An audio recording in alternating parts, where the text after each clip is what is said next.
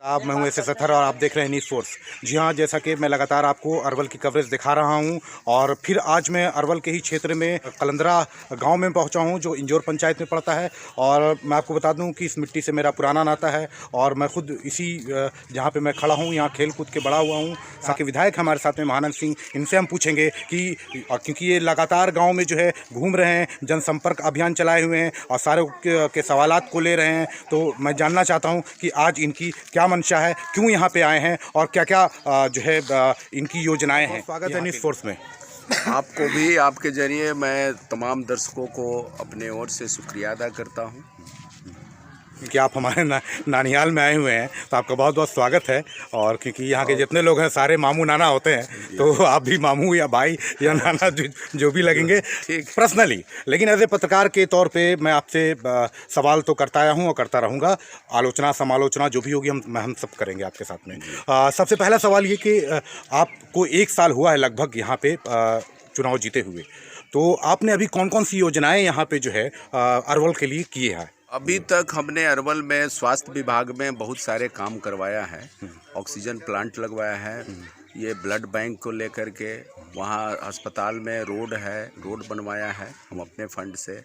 Ambulance खरीदा है, इसके अलावा कंसंट्रेटर खरीदा है, लाइब्रेरी को ठीक करवाया है, कुछ और सड़कें बनवा रहे हैं। लाइब्रेरी, अस्पताल, पढ़ाई और दवाई और सिंचाई, ये नहर के सवाल को लेकर के हमने विस्तार से सवाल किया है और नहर का काम भी कुछ हुआ है। सड़क को लेकर के जो जर्जर सड़क रहा है उसको लेकर के भी विधानसभा में मैंने सवाल किया है। पढ़ाई को लेकर के मैंने विधानसभा में स्कूल जर्जर रहा है उसको भी मैंने सवाल किया है। कोई वैसा क्षेत्र नहीं है जिन क्षेत्र को मैंने नहीं छुआ हूँ और सरकार से मांग किया है कि यहाँ का जो समस्या है उन समस्याओं का समाधान करें। मैं ये जानना चाहता हूँ कि आप क्या करेंगे यहाँ के लिए, क्योंकि यहाँ के 3 सबसे बड़ी जो मूलभूत सुविधाएं हैं जो कभी नहीं रही। एक तो यहाँ पे मुझे याद, आज भी लोग बीमार पड़ जाते थे तो कुलवंत के यहाँ, डॉक्टर कुलवंत हुआ करते थे, उनके यहाँ लेके जाया करते थे, वो भी खटिया पे लाद करके, अगर ठेठ भाषा में कलंदरा के कहें तो या बिहार की भाषा में कहें तो। और दूसरी चीज़ शिक्षा, यहाँ कोई भी लड़कन में जितने भी जानता हूँ यहाँ पर जितने लोग खड़े हुए हैं, इसमें से कोई भी अभी तक कोई बड़ा ऑफिसर या कुछ बड़े पद पे या सरकारी नौकरी में नहीं जा पाता। और एक दूसरा मसला ये है यहाँ पे, क्योंकि जब खाली दिमाग होता है तो फिर वो शैतान वाला दिमाग तो होता ही है। मैं आकर के अभी जो लोगों को बुला करके आप कह रहे थे कि सवाल पूछेंगे, हम तो सवाल जानने के लिए ही पूछते हैं कि आप हमसे कोई सवाल है तो सवाल करिए। मैं तो सवाल से भागता नहीं हूँ, मैं तो सवाल लोगों के जानने के लिए, समस्या से टकराने के लिए मैं समस्या जानना चाहता हूँ। और इसके लिए मैंने कहा कि 3-4 जो पॉइंट है, 3-4 तरीका है काम कराने का। मैं 3-4 तरीके से आप जो भी स्तर का समस्या है उस समस्या बताइए।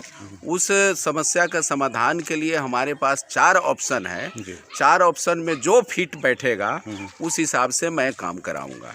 पहला कि हमारे फंड से यदि होने लायक रहेगा तो मैं करा दूंगा। सर यहाँ के लिए लाइब्रेरी कर दीजिए कम से कम एक। नहीं, तो लाइब्रेरी तो मैं कर दूंगा। अभी तो इसी को लेकर के मैंने जमीन की बात कही जी, जमीन मांगा कि भाई आपके यहाँ जो लाइब्रेरी का सवाल है या यहाँ सामुदायिक भवन के लिए लोगों का डिमांड था कि यहाँ कोई आता है बैठने का, ये का कोई जगह नहीं है, तो ये बहुत बढ़िया है।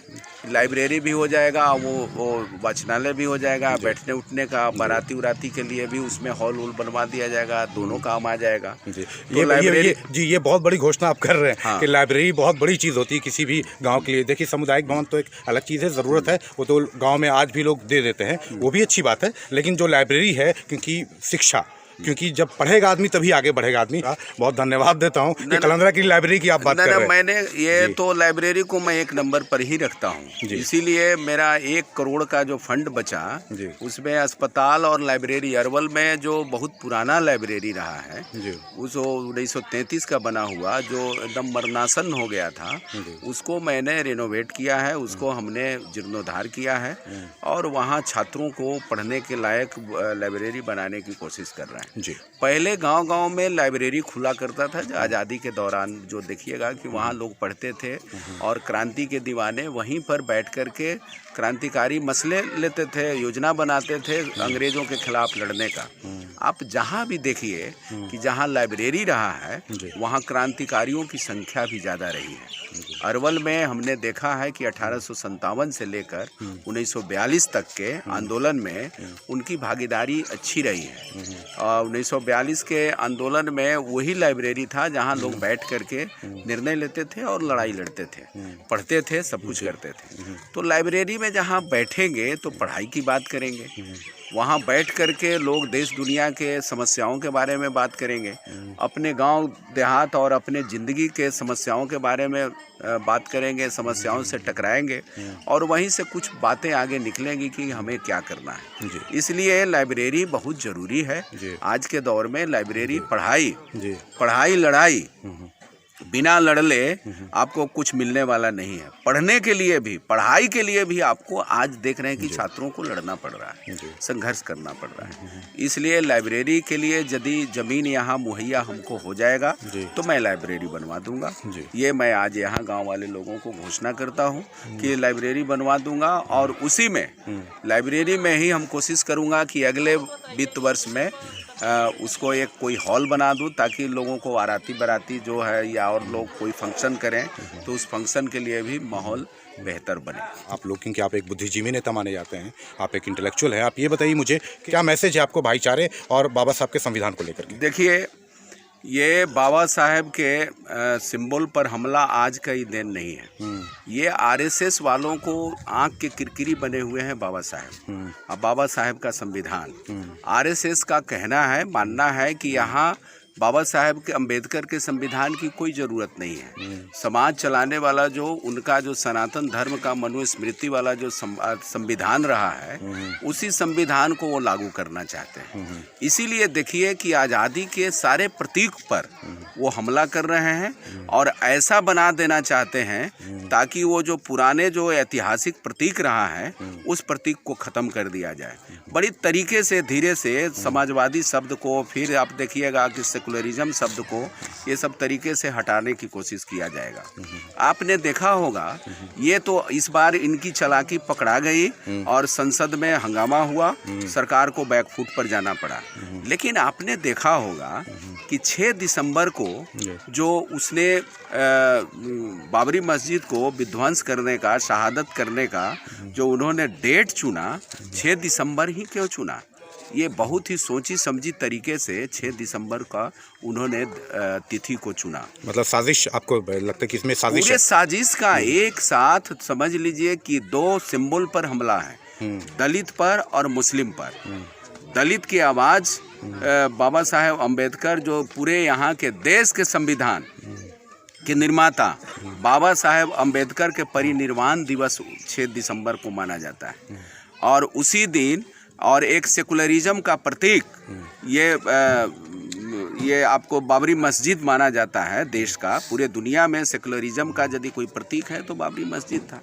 उसको, उस पर हमला करना और बाबा साहेब के परिनिर्वाण दिवस पर हमला करना, बाबा साहेब को ऐसे सारे तिथियों को जब भुला दें, धीरे धीरे करके ख़त्म करें, इसीलिए वो लोग सोच समझ करके तिथि को तय करता है, चुनता है, ताकि जो ऐतिहासिक तिथि है उसको भुलाया जा सके। अभी देख लीजिए 15 अगस्त 1947 को हमारी आज़ादी मिली, लेकिन अभी प्रधानमंत्री ने जो घोषणा किया कि हमको 14 अगस्त को एक डिवीज़न के रूप में, हमको विभाजन के रूप में हमको याद करना है। तो इसी को इतना ना हाई फाई कर दिया जाएगा, इसी को इतना ना ज़्यादा चढ़ा बढ़ा करके कर दिया जाएगा कि 15 अगस्त के आज़ादी को लोग भुला जाए और 14 अगस्त के विभाजन की तिथि के रूप में माना जाए कि अभी देश आज़ाद नहीं हुआ, विभाजन करके दोनों को छोड़ दिया गया है।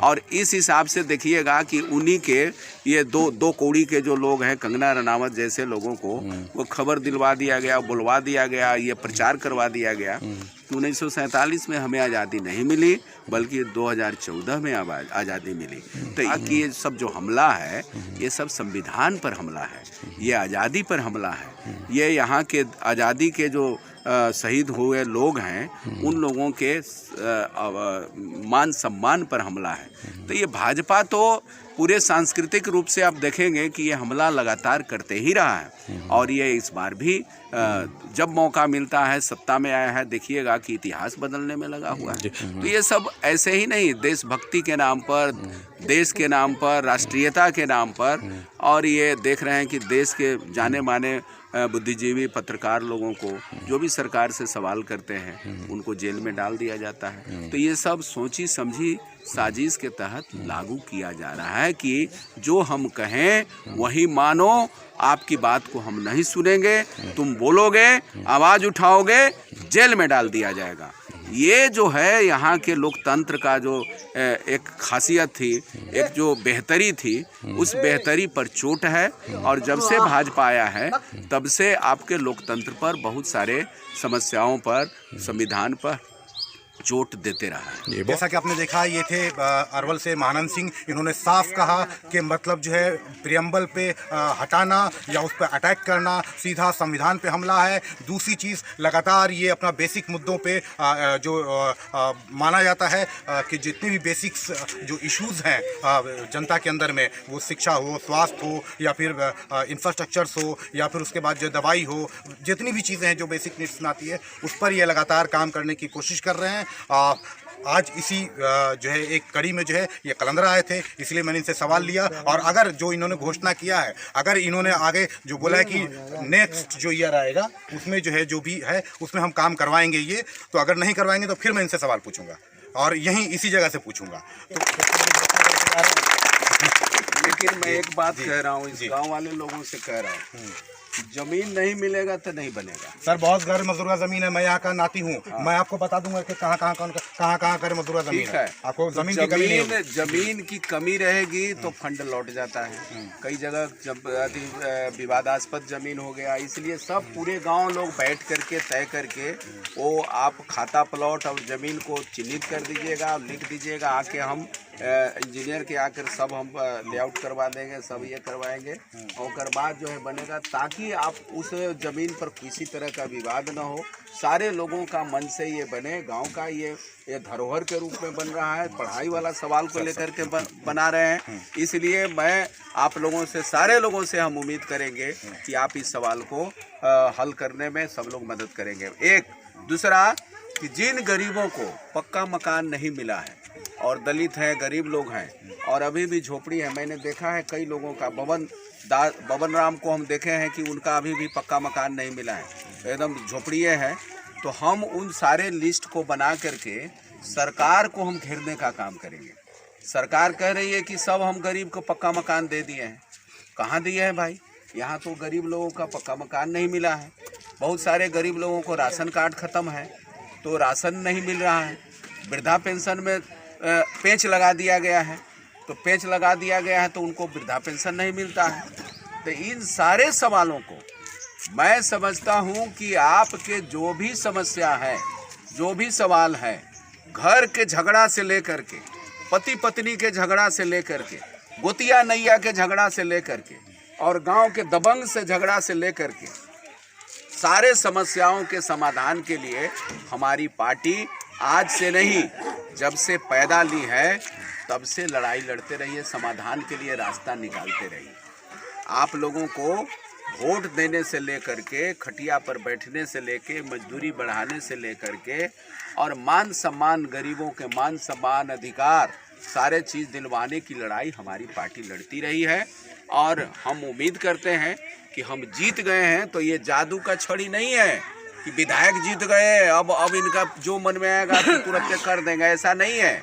ये आपको भी लड़ना होगा। हमको जहां विधानसभा में भेजे हैं वहां हम बखूबी आपके सवाल उठाएंगे, लेकिन सड़क पर जब लड़ना पड़ेगा तब आपकी ज़रूरत होगी और आप लोग खड़ा होकर के साथ दीजिएगा तो सरकार को मानना पड़ेगा। जन आंदोलन देख रहे हैं ना, संसद में कानून बना और सड़क पर आंदोलन हुआ तो कानून को निरस्त करना पड़ा, वापस लेना पड़ा। किसान के खिलाफ में कानून बना था वो किसानों ने आंदोलन करके, साधारण बात लड़ाई नहीं है, किसानों ने आंदोलन करके और सरकार को बाध्य कर दिया कि आपको कानून वापस लेना पड़ेगा। उतने नहीं, जो किसान वहाँ मारे गए हैं, जो शहीद हुए हैं, उनको आपको मुआवजा देना पड़ेगा। और जो लड़ाई लड़ते हुए किसानों पर मुकदमा किया गया है, सारे मुकदमा को वापस लेना पड़ेगा। वो किसान नेताओं ने जब जो शर्त रखा, वो सारे शर्त को सरकार को मानना पड़ा। आपको लड़ना पड़ेगा, आपको संघर्ष करना पड़ेगा। बहुत बहुत धन्यवाद आपका। S S Sakhar, Kalandara, Arwal, Bihar.